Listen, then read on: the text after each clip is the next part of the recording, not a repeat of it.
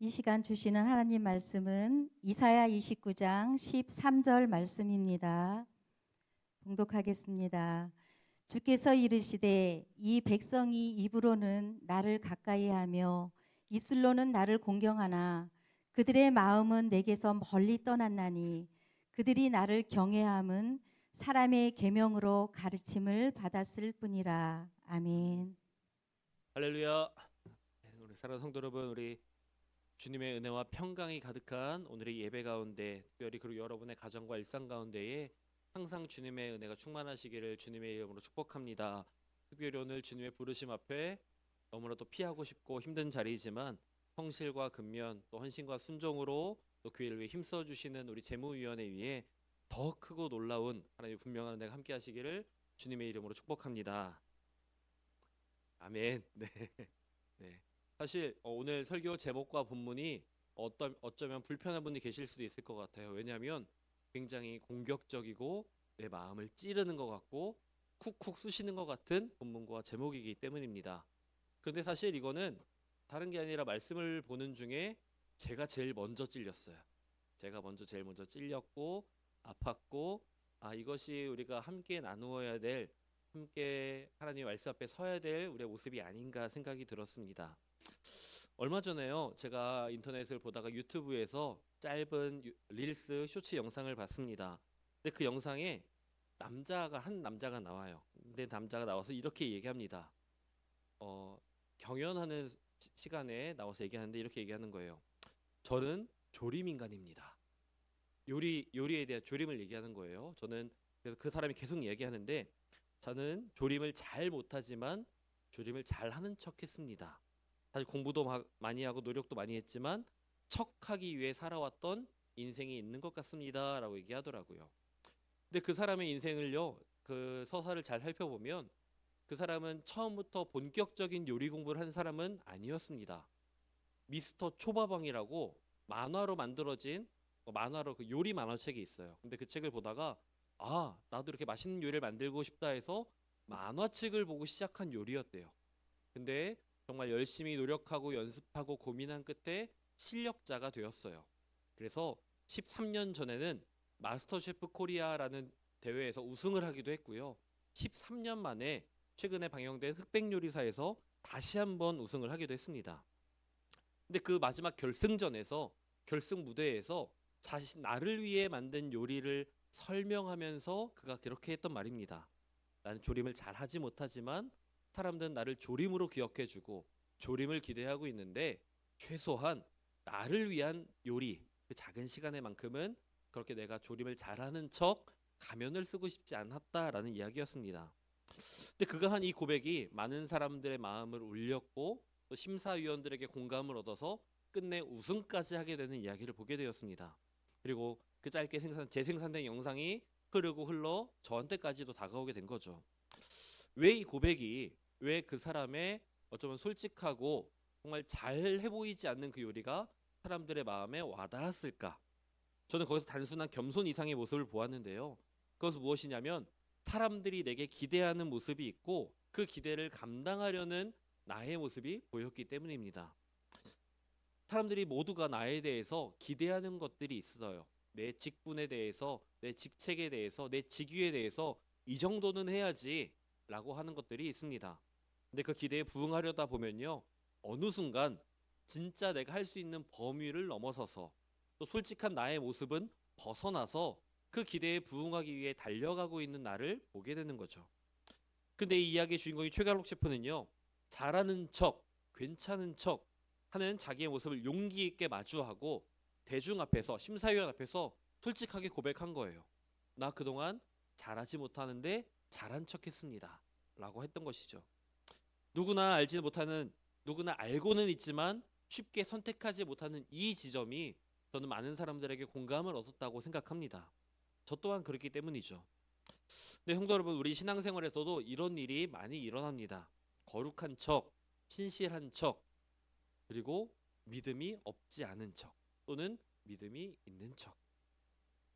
근데 하나님은요, 오늘 말씀으로 부르시는데요, 우리가 그런 괜찮은 척, 아닌 척, 믿음이 좋은 척하는 가면을 쓴 신앙이 아니라 가면은 벗어버리고 하나님 앞에 오롯이 솔직한 모습으로 참된 모습으로 나아오기를 하나님은 우리에게 권면하신다라는 것입니다. 오늘 읽었던 29장 13절 말씀은 아주 직설적이게 우리에게 얘기합니다. 이 백성이 입으로는 나를 가까이하며 입술로는 나를 공경하나 그들의 마음은 내게서 멀리 떠났다 말씀하십니다. 너무 무서운 얘기 아닙니까? 입으로는 내 몸의 육신의 모습은 하나님을 예배해요. 하나님을 찬양해요. 그런데 그 마음의 중심에 하나님을 사랑한다, 하나님을 경외한다, 주님 안에 나의 왕 되신다는 고백이 사라져 가고 있다는 겁니다. 입으로는 겉모습으로는 주님을 예배하는 것 같고 그리스도인처럼 이야기하지만 실상 하나님과 그 사람 단둘이 딱 놓고 보면 너무나도 거짓된 게 많다는 거죠. 근데 그 모습을 하나님이 어떻게 보시는지 사무엘상 16장 7절에서 이렇게 말씀하시는데요. 하나님은 이렇게 말씀하십니다. 내가 보는 것은 사람과 같지 아니하니 사람은 외모를 보거니와 나 여호와는 중심을 보느니라 말씀하십니다. 겉으로 번지르르한 말, 거룩한 척 우리는 할 수 있습니다. 연극처럼 또 하나의 연기처럼 우리가 하루하루를 살아낼 수도 있겠죠. 그런데 우리가 아무리 괜찮은 척 거룩한 척을 할지라도 내 마음의 중심을 보시는 하나님은 그걸 알아요 몰라요?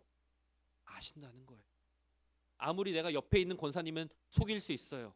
나와 같이 사는 내 남편 앞에서 내 아내 앞에서 거룩한 척 살아갈 수 있어요. 그런데 하나님은 그 거룩한 척에 속지 않으신다는 거예요. 내 마음에 진짜 무엇이 있는지, 내가 진짜 어떤 마음으로 살아가는지를 보신다는 거죠. 성도 여러분, 신앙의 위기는요, 우리가 대부분 외적인 요인으로 위기가 찾아온다고 생각합니다. 재정의 문제, 건강의 문제, 또 관계의 문제, 다른 사람, 다른 곳에서 외부적 요인이 나에게 찾아와서 시험에 든다라고 얘기해요. 근데 진짜 문제는 어떤 모진 바람이 불어와도 흔들리지 않는 믿음의 중심이 있어야 되는데 마음이 텅 비어 있으니, 내 마음의 중심에 예수 그리스도가 없으니 그런 외부적 요인에 넘어져 버리는 겁니다. 그러니까 결과적으로 마지막 넘어지는 데는 외부적 요인이 있었을지 모르겠지만 넘어지기까지 우리 마음이 예수님이 없이, 복음이 없이 텅텅 빈 채 살아왔던 건 다른 누구의 잘못이 아니라 내 잘못이라는 걸 스스로 깨달아야 되는 거죠. 아이들이랑 한 번씩 바다에 갑니다. 바다에 가면 꼭 하는 게 있어요. 예쁜 조개를 주워오는 거예요. 조개 껍데기를 잔뜩 주워서 놓고 펼쳐보면 너무나도 온전하고 성한 모습의 조개 껍데기를 마주합니다. 그 껍데기를 보면서는 정말 잘 물에 씻어서 말려놓고 보면 진짜로 살아있을 것만 같고 보여요. 근데 뒤집어 보면 그 안에 내용물이 없죠. 이미 죽어있고 껍데기만 남아있습니다. 근데 우리의 신앙이 그럴 수 있다는 거예요. 뒤집어 놓고 보면 겉으로 볼 때는 너무 온전해 보이고 아무렇지 않고 괜찮은 척 살고 있지만 뒤집어 놓고 까놓고 보면, 하나님 앞에 그 배를 발랑 까놓고 보면 생명이 사라져 있는, 실속이 없는 껍데기뿐인 신앙으로 우리가 살아갈 수 있다는 겁니다.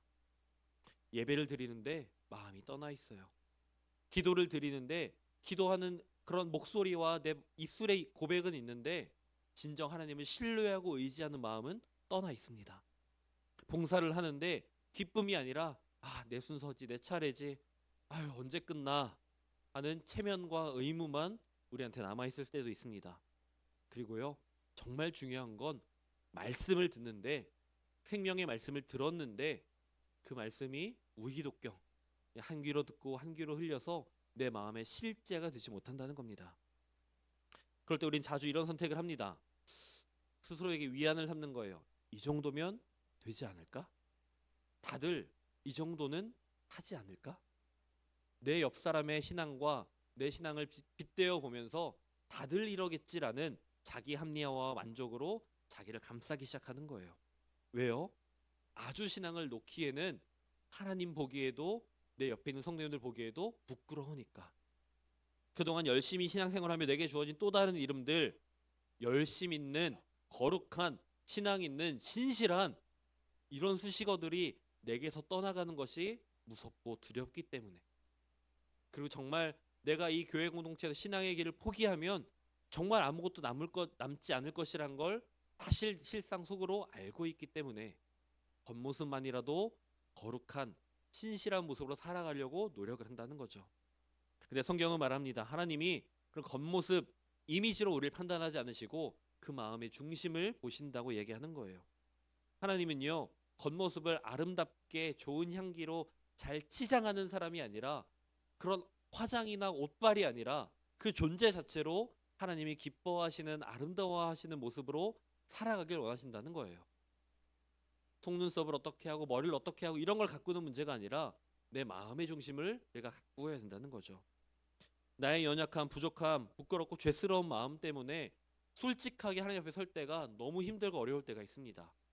내 모습이 점점 추악해지면 추악해질수록, 내가 하나님과 멀어지면 멀어질수록 다시 돌아오는 길은 왜 그렇게 힘든지 모르겠어요. 근데 그때 그래도 그럴지라도 십자가 앞으로 나아가야 됩니다. 주님, 내 마음이 말랐습니다. 주님, 나 예배 드리는데 기쁘지가 않아요. 주님, 봉사원 신하라고 해서 하긴 하는데 책임과 의무만 있지 난 이게 즐겁지가 않아요. 이런 고백일지라도 솔직하게 주님 앞에 가지고 나가야 될 겁니다. 주님, 저는 지쳤습니다. 더 이상 못하겠어요. 그런데 그 솔직한 고백이, 잘하는 척 괜찮은 척 벗어던지고 솔직하게 나아간 그 고백이 회복이 시작이 된다는 것을 기억하시기 바랍니다. 우리가 잘하는 척 거룩한 척을 내려놓게 되면, 그 노력과 열심을 내려놓게 되면 이제 그 손을 하나님이 잡아주시는 거예요. 내 손에 붙들려 있던 나의 열심을 놓고 나면 그제서야 하나님이 일하실 틈과 공간이 생긴다는 거죠. 우리가 쓰고 있는 가면이 두꺼울수록, 내가 붙잡고 있는 나의 노력이 강할수록 하나님의 은혜가 스며들 틈이 없어지는 거예요. 그런데 우리가 그 척하는 가면을 벗어버리게 되면, 내려놓게 되면 그렇게 아등바등 살아왔던 그 시간에 하나님의 은혜가 스며들게 된다는 거죠. 예수님은요, 누구에게 가장 강하게 말씀하셨을까 보니까 예수님을 세상 사람들에게만이 아니라 오히려 경건의 모습을 가지고 있던, 하나님을 믿고 하나님을 신앙한다고 하는 그 종교인들에게 가장 날카롭게 말씀하셨어요. 마태복음 23장에 보면 예수님은 바리새인들에게 이 회칠한 무덤 같은 자들이라고 말씀하셨습니다. 회칠한 무덤, 겉은 너무나도 번듯해 보이지만 안에는 악취가 나고 썩어 있는, 생명이 없는 죽어버린 존재들이다라고 하는 거죠. 왜 예수님이 이렇게까지 말씀하셨을까요? 겉모습의 경건은 사람들을 너무 속이기가 쉬워요. 옆에서 하는 대로 아멘 열심히 하고 할렐루야 하고 기도하는 모습으로 자세를 취하고 있고 자리를 지키고 있으면 그것으로 거룩한 것처럼 보일 수도 있겠죠. 근데 그것으로, 그 모습으로, 그 행위와 그 시간으로 나 자신을 속이기가 너무 쉽다는 거예요. 나 오늘 기도 시간 나갔잖아. 나 예배 시간 자리 지켰잖아. 내 마음은 저 세상에 있는데 내 몸이 예배당에 앉아 있다고 해서 나 다 했어. 내 책임 다 했고 난 이걸로 충분해라고 자기 위안을 삼기 때문입니다. 여러분, 척이 무서운 이유가 또 있는데요. 무엇이냐면 처음에는 방어적으로 시작을 해요. 내 약점, 내 부족함을 내 옆 사람에게 보이고 싶지 않으니까 가리려고 척을 시작합니다. 사실 괜찮은 척, 그렇지 않은 척 하는 거예요. 근데 하지만 그게 오래되면요, 지속되면 습관이 돼버립니다. 문제를 해결하기보다 문제를 그냥 덮어놓는 게, 그 무덤에 회치를 하면서 덮어내는 게 쉽다는 걸 알아버리기 때문이에요. 그래서 어려운 방법보다 쉬운 방법으로 척하는 신앙을 살아갑니다. 그리고 그 습관이 오래되고 습관이 되면 결국에 병들어 있는 우리의 영혼을 발견하는 거예요. 주변에 하나님의 은혜와 감격은 사라지고 온통 악취와 죽음의 향기가 가득한 우리를 마주하게 된다는 거죠. 근데 그렇게 되면 안 되겠죠. 그래서 거룩한 척이 오래 가지기 전에 우리는 하나님 앞에 나와 십자가 앞에 나아가 회개해야 됩니다. 하나님, 내가 이렇게 부족합니다. 연약합니다. 잘못된 길로 살아왔습니다. 용서해 주세요. 하나님, 나 좀 도와주세요. 솔직한 모습으로 나아가야 되는 거죠. 그런데 겉으로 문제 없어 보이니까, 내 겉모습이, 내 가면이 괜찮으니까 하나님 앞에 나와서 회개를 선택하지 않는 사람들이 너무도 많다는 겁니다. 그러면 죄가 작아질까요? 그 가면 뒤에 숨어 있으면 내 죄가 사라질까요? 아니요. 죄는 사라지지 않고 여전히 남아있고 죄에 대한 감각만이 무뎌져 가겠죠. 죄에 대한 감각이 무뎌지면 더 큰 죄를, 더 많은 죄를 짓는 악한 삶으로 변질될 뿐이란 것입니다. 그리고요, 신실한 척이 오래가면 그렇게 하나님 앞에 나아가는 기도의 시간마저도 형식적으로 바뀌게 될 수 있다는 거예요. 사실 기도는 하나님과 나와의 대화의 시간이고 하나님을 마주하는 시간이고 정말 솔직하게 나의 모든 것을 내려놓아야 되는 시간인데 그 기도의 시간마저 가식으로 채워진다면 얼마나 숨막힐까요? 여러분 혹시 숨 쉬는 척 가능하세요? 실제로 숨을 쉬지 않으면서 숨 쉬는 척만 하고 하실 수 있으신가요? 웃기는 말이죠. 안 되는 말이에요. 할 수 없는 일인데 기도에 대해서는 우리가 그렇게 하고 있다는 거예요. 실제 온전한 하나님과 영적인 호흡은 이루어지지 않고 있는 기도하는 척, 숨 쉬는 척을 하고 있다 보면 우리는 점점 메말라 죽어갈 것입니다. 그리고요, 그런 괜찮은 척들이 우리 삶을 가득 채워버리면 나와 함께하는 이 교회 공동체, 이들과 함께하는 시간마저도 점점 깨지고 부서지고 멀어지게 될 거예요. 힘든 일이 있는데 상처가 있는데 말하지 못합니다. 그리고 도움을 받지 못하고 사랑을 받지 못해요. 내가 주지는 못할 만정 받는 것조차 못하는 상황이 되어버리면요, 남들이 아무리 사랑을 주고 싶어도 기도해주고 싶어도 일으켜주고 싶어도 그 손을 뿌리치는 내 모습이 되어 있다고 한다면 다시 일어나기는 너무도 힘들겠죠. 다시 돌이켜 회복하고 다시 한번 회복의 길로 나아오기는 너무나도 어려울 것입니다. 왜냐하면 아무리 옆에서 사랑을 말하고 손길을 내밀어도 그 손이 진짜 그 사람의 손이 잡히는 게 아니라 괜찮은 척 아닌 척하는 이미 굳어져 버린 마네킹 같은 그 껍데기만을 잡게 될 테니 진짜 이 사랑의 온기가 그 사람에게 전해지겠냐 하는 것입니다. 여기서 다시 한번 최강록 셰프의 고백이 떠오릅니다. 그가 조림을 잘한다 라고 했던 것은요, 단지 쇼맨십이 아니라 어쩌면 그 긴 시간 동안 받아왔던 기대와 평가 속에서 자신을 밀어붙였던, 난 잘해야 돼, 잘하는 사람이어야만 해 라고 밀어붙이며 살아왔던 압박을 드러낸 것처럼 들리기도 합니다. 성도 여러분, 근데 우리 신앙도 비슷하지 않을까요? 하나님 앞에서 솔직하게 서는 것이 아니라 다른 사람의 시선과 다른 사람의 눈길을 신경 쓰다 보면 그런 모습으로 살아갈 수 있다는 거예요. 진짜 거룩해지는 길, 진짜 신실하게 살아가는 방법을 택하는 것이 아니라 한순간에 거짓된 모습으로, 거짓된 말로, 거짓된 행동으로 거룩한 척하는 삶을 살아가고 있는 우리가 되어서는 안 될 것입니다. 우리도 평가받는 신앙에 갇히게 되면 하나님 앞에 서는 신앙이 아니라 사람 앞에 서는 신앙이 될 거란 거죠. 하나님께 칭찬받는 게 중요해야 되는데, 하나님께 칭찬받는 것이 기쁨이어야 되는데 사람들이 나를 어떻게 평가할까가 기준이 되면 그의 삶은 잘못된 방향으로 틀어지는 것입니다. 그럼 어떻게 되느냐? 이 예배의 자리가 정말 하나님을 만나고 하나님을 경험하고 하나님께 내 모든 시간과 노력과 열정을 드리는 자리가 되어야 되는데 사람들 앞에서 내가 괜찮은 사람이라는 것을 증명하는 자리가 돼버리는 거예요. 자, 나 여기 예배 자리 나왔어. 자, 나 이렇게 헌금해. 자, 나 여기 앞에서 찬양해, 사역해, 주방 봉사해. 나의 괜찮은 모습을, 내가 괜찮은 사람이야 라는 것을 증명하는 것으로 우리의 예배와 우리의 사역이 변질되어서는 안 되겠죠. 봉사가 사랑의 열매가 아니라 내가 괜찮다는 증거가 되고요, 그 결과가 무엇이 되냐면 겉은 괜찮은 척하지만, 지치지 않은 척하지만 끝내 그 신앙의 길 가운데 번아웃이 와버리고 포기하고 싶어지고 교회를 떠나버리게 된다는 거예요. 교회에 와서 사랑을 경험하고 위로를 경험하고 다시 한번 하나님께서 샘솟게 하시는 새 힘을 얻어서 세상 가운데 나아가 살아가야 되는데, 교회에 와서 더 지치니까, 교회에 와서 간신히 붙잡고 있던 힘을 놓아버리게 되니까 이젠 교회에 오는 게 싫어지고 힘들어지고 교회를 떠나버리게 된다는 거죠. 이것은 교회를 떠나서 지금 교회를 다니고 있지 않은 20년지기 제 친구의 고백이기도 합니다. 미션 스쿨을 나왔는데 모태신앙이었는데 오랜만에 친구 결혼식에서 만났는데 교회를 안 다니고 있더라고요. 무슨 일이냐, 장로님 아들이 이래도 되냐, 정신 차려라 라는 식으로 얘기했지만 그 친구의 고백이 이랬습니다. 야, 나 이제 거룩한 척 못하겠어. 나 그냥 편하게 살래 라고 하더라고요. 무엇이 문제였을까? 그 친구가 처음부터 그랬을까요? 처음부터 교회를 나가는 것이 즐겁지 않았고 처음부터 교회를 떠나려고 마음먹었을까요? 아니죠.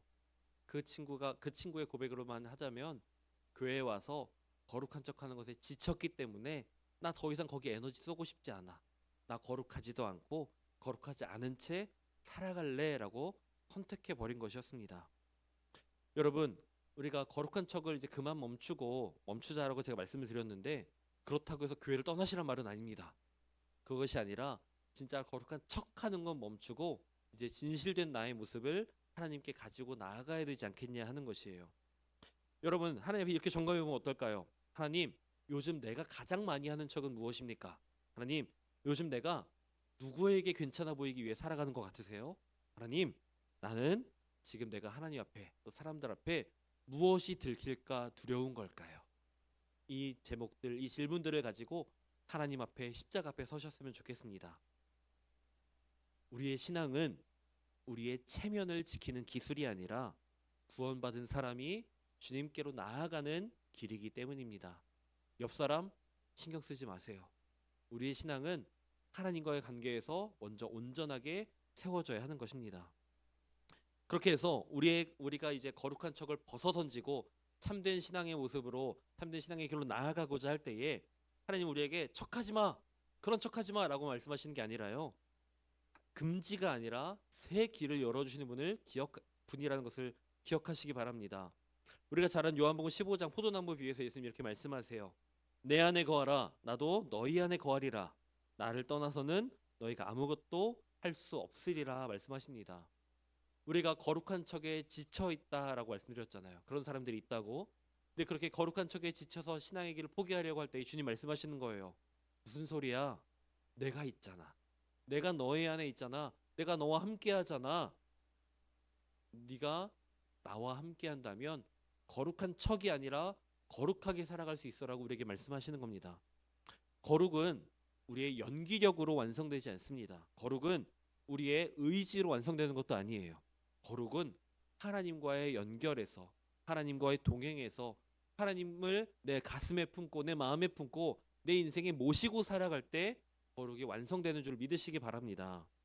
거룩한 척, 그러니까 척은 그만해야 된다는 거죠. 주님을 모시고 살아가면서 주님과 함께하면서 진짜 거룩한 삶을 살아갈 때라는 것입니다. 순전한 기독교를 쓴 C.S. 루이스는요, 그의 책에서 이렇게 얘기했습니다. 사람이 처음부터 완벽하게 선해져서 선을 행하는 것이 아니라 하나님께로 방향을 돌리고 반복적으로 순종하는 과정 속에서 하나님이 사람을 빚어가신다라고 했습니다. 다시 말하면 지금 우리의 거룩한 척을 한다고 해서 이걸로 게임 오버, 더 이상의 기회가 없음이 아니라는 거예요. 그 거룩한 척을 벗어던지고 다시 한번 하나님을 향해, 믿음을 향해, 십자가의 길을 향해 순종의 걸음을 내디딜 때에 하나님이 우리를 함께 하시고 우리를 붙들어 주시고 끝내 거룩을 이루도록 역사하신다는 것입니다. 이게 왜 중요할까요?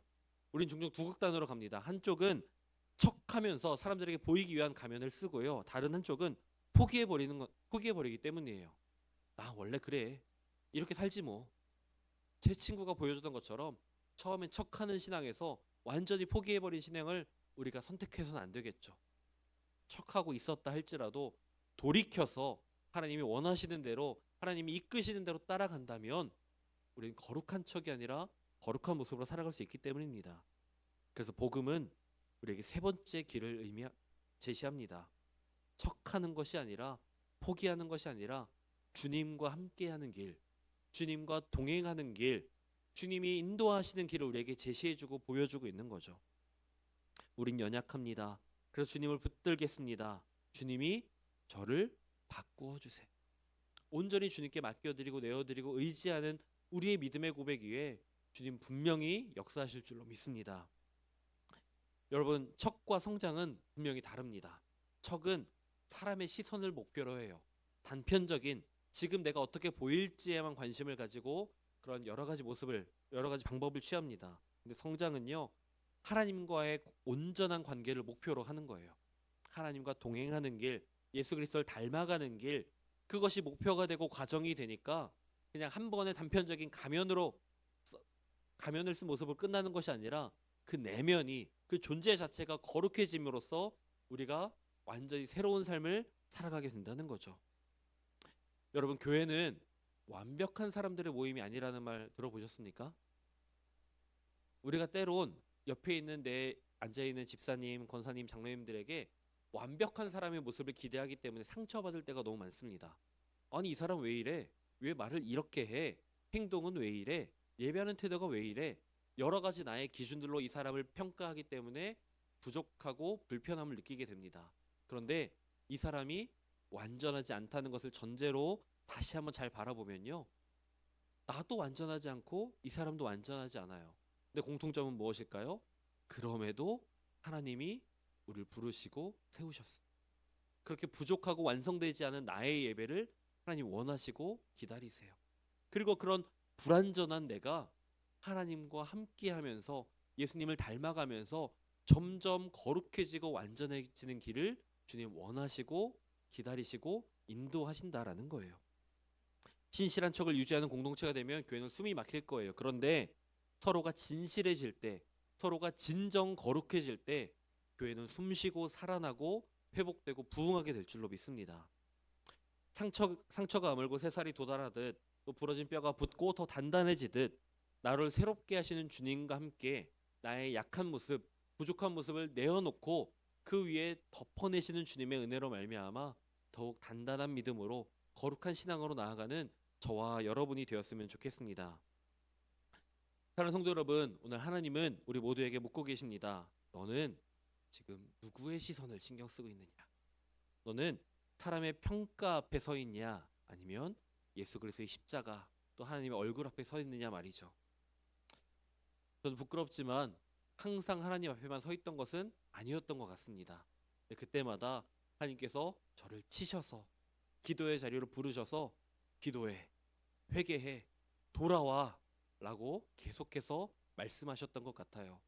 그런 순간의 반복이 이어지고 돌아온 시간이 이어져서 이 자리에 서 있을 수 있지 않을까 생각을 합니다. 이제 우리가 해야 될 결단은 단순합니다. 주님, 내 중심이 주님의 십자가로부터 멀어져 있다면 가까워지게 해주세요. 주님, 내 경건의 모양이 다른 사람을 속이는 모양으로 있지 않게 해주세요. 주님, 내 힘이 아니라 예수 그리스도의 십자가 보혈의 능력으로 날 덮어주시고 거룩하게 해주세요. 우리가 이 고백으로 오늘 하루를 또 한 주간을 또 평생을 살아가야 되지 않을까 생각합니다. 여러분, 거룩한 척하다가 지친 사람에게 하나님이 주시는 길은요, 더 잘 꾸미는 길이 아니라 예수님 앞에 서는 길을 보여주십니다. 예수님은 변함없이 그 자리에 서 계신데 우리가 사람들을 바라보느라 놓치고 있었던 그 손을 손만 뻗으면 잡힐 자리에 손 뻗고 기다리고 계시고요. 우리가 손을 내밀어 잡기를 기다리고 계신다는 거죠.